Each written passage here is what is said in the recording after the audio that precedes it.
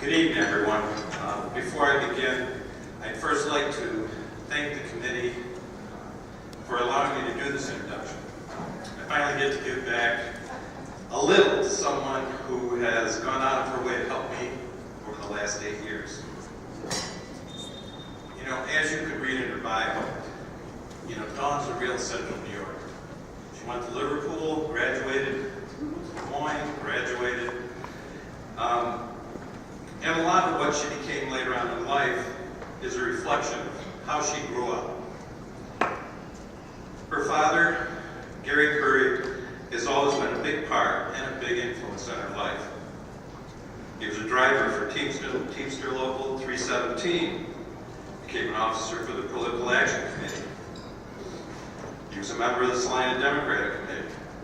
Something many of you don't know. He played Santa Claus for a number of groups in Liverpool for years.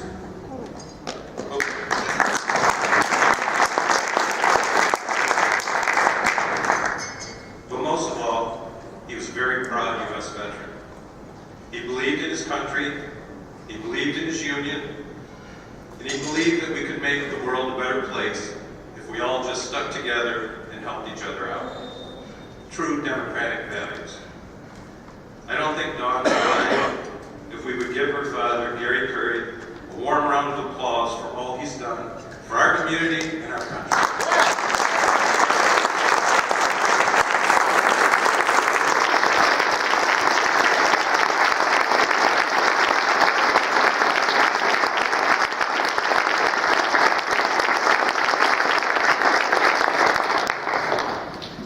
So let's see.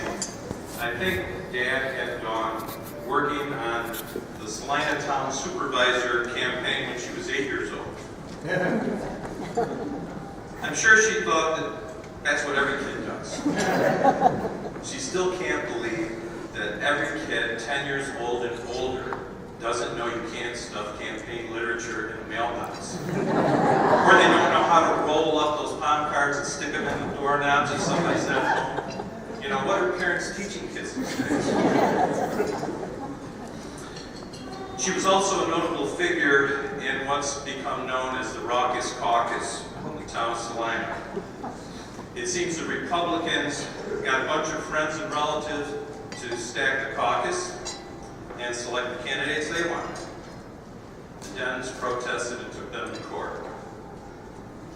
Dawn was called on to testify in court on the matter since she had attended the caucus. She was all of 14 years old at the time. Most 14-year-olds don't go to court for political reasons. But for Dawn, it was really not out of the ordinary. By the time she was 19 or 20, she was running Mary Ann Shadd's re-election campaign. Then in 2006, she was co-campaign manager for Dan Murphy's congressional race. Truly one of the most amazing campaigns Central New York has seen in a long time, taking a little-known, underfunded candidate to the brink of upsetting a popular, well-funded 18-year congressman. As Dan said before, and I think the exact quote was, it put a hole in his heart, and that's when he decided not to run again. I met Dawn in April of that year, 2006. It was at an endorsement meeting, I think, in Clay, and I had spoken the week before. And I got to tell you, the only person who had less name recognition than Dan Buffet that year was me. My family barely knew me. I mean, nobody. But the week before, my first time out, I'd spoken at Manlius, and I'd got a very positive reception. So I was kind of flying high.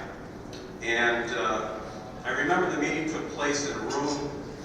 It had a half-height wall, and on the other side there was a party going on. And all I could remember when I got up to speak was, people were talking, and glasses were clanging, and every once in a while somebody dropped a beer bottle and smashed on the floor. And I have no idea what I said, because I couldn't pay attention to anything except all the glass. And the bottom line was I got crushed on that vote, and I was feeling kind of blue, and I walked out, standing in the parking lot, just outside the entrance.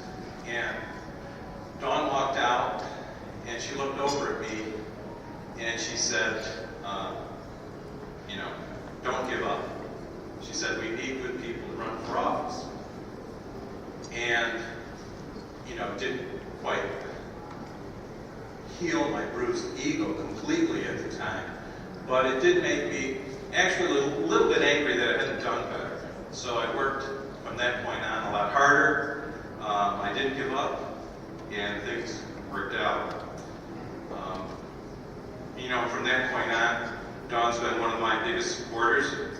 Most notable is that nothing is beneath her. What Ruth was just talking about, you got to be able to do the stuff yourself. She won't make people do anything she won't do. No matter what the weather, she's out there getting signatures, she's running events, coaxing money out of labor, getting labor to come out and vote. Sometimes not as easy as you would think. And nothing stops her from doing whatever it takes to get people elected who truly care about working people. And she does it every year.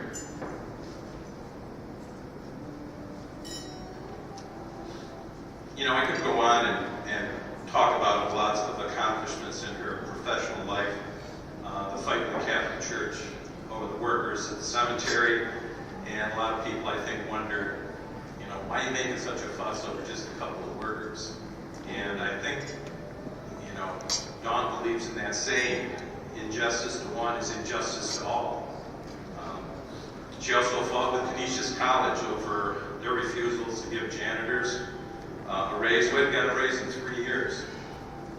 And they claimed they weren't giving a raise to anybody else. Of course, they were barely making enough money to live, so it mattered a lot more to them. Most recently, I think in 2012, she went back to her alma mater, Des Moines, and fought with them over a contract for janitors. She not only got the students involved to make a lot of noise, I think she got some of her old professors who taught her about all those Christian values of fairness that you're supposed to have. And I think embarrassed Des Moines a little bit, and they finally got a contract. So, first of all, I think there's a trend here. She likes to fight with Catholics. And I have my own problems with them, even though I go to church every week, but that's another story. But, perhaps the biggest tribute to Dawn is that when something was going on in any labor issues, legislators would call her. And if you don't know, that's a little unusual. Usually you guys are going to have to bang our doors down to get us to even listen to anything. But people would call Dawn to find out, what the true story was. She became the face for low-wage service workers. She fought for fairness for those considered expendable by most people. The bottom line is she walked the walk and didn't just talk the talk. For that and many other reasons, I'm happy to present to you the 2014 Town Deb of the Year, Dawn Clary.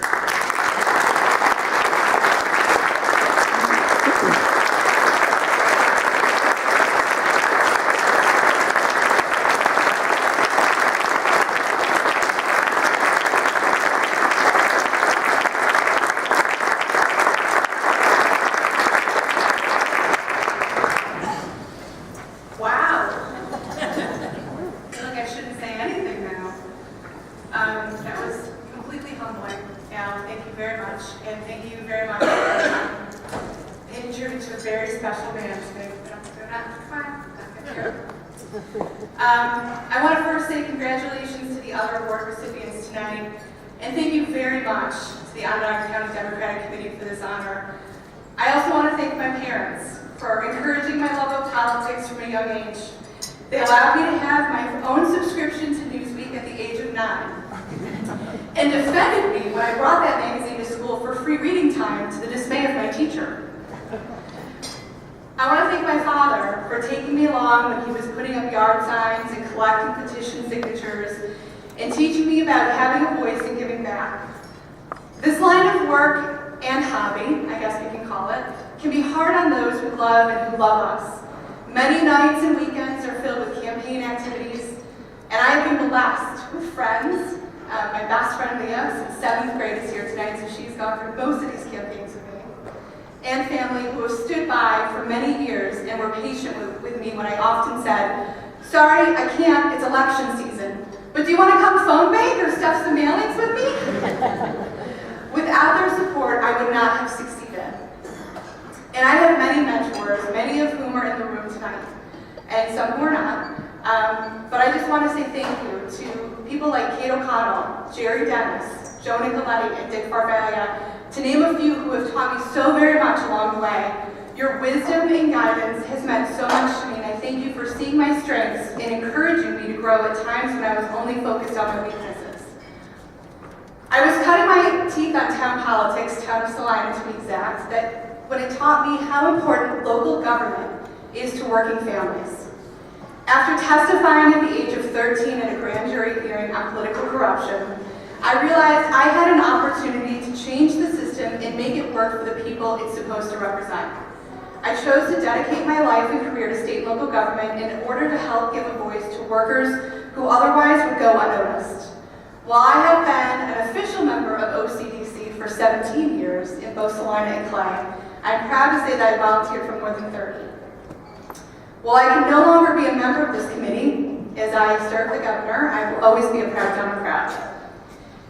I have chosen to be a Democrat because it is our party that believes that workers have a right to organize and collectively bargain, that women deserve equal pay for equal work.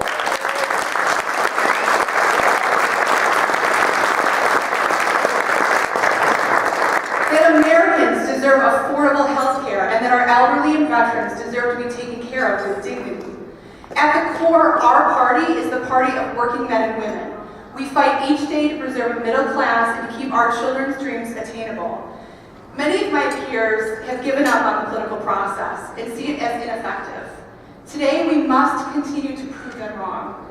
We must continue to fight to make college affordable and attainable for our next generation. We must continue to fight and preserve a worker's right to have a voice on the job and at the table. We must talk to our neighbors, our friends, and our co-workers and leave no door untouched this fall and get every person to the polls to vote. I leave you with this. My daughter Ava, who is going to be 6, asked me recently why we had no girl presidents. I responded that soon, one day we would. And my friends, it will be this party that delivers that dream for my daughter, and that is why I am honored and proud to be the town's Democrat of the Year. Thank you.